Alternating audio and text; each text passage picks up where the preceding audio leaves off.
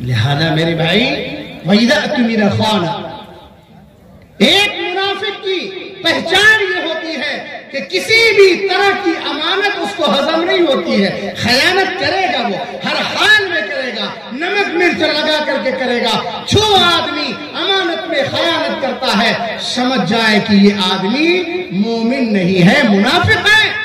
اور ایک پاک دامن، ایک باعزت خاتون پر الزام لگانا یہ اس کی عزت کے ساتھ خیانت ہے۔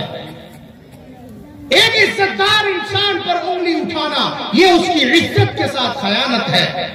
ایک نیک اور صالح متقی پرہیزگار پر انگلی اٹھانا یہ اس کی عزت کے ساتھ خیانت ہے۔ یہ مت سمجھیے گا کہ آپ کے پاس کسی نے کسی بات کا تذکرہ کیا، آپ نے کہیں بیان کر دیا وہی خیانت ہے، نہیں نہیں۔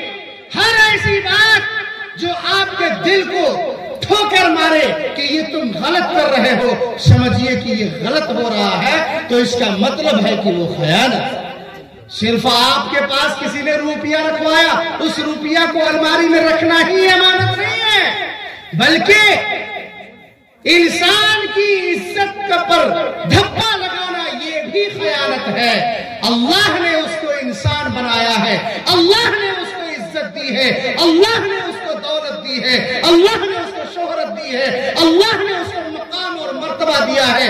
اگر آپ کے کسی ویوہار سے، آپ کے کسی عمل سے، آپ کی چال ڈھال سے اگر اس کی عزت پر دھبا لگتا ہے، خدا کی قسم یہ آپ کی بددیانتی ہے۔ آپ کی موت سے پہلے اللہ آپ کو یہ سزا ضرور دے گا۔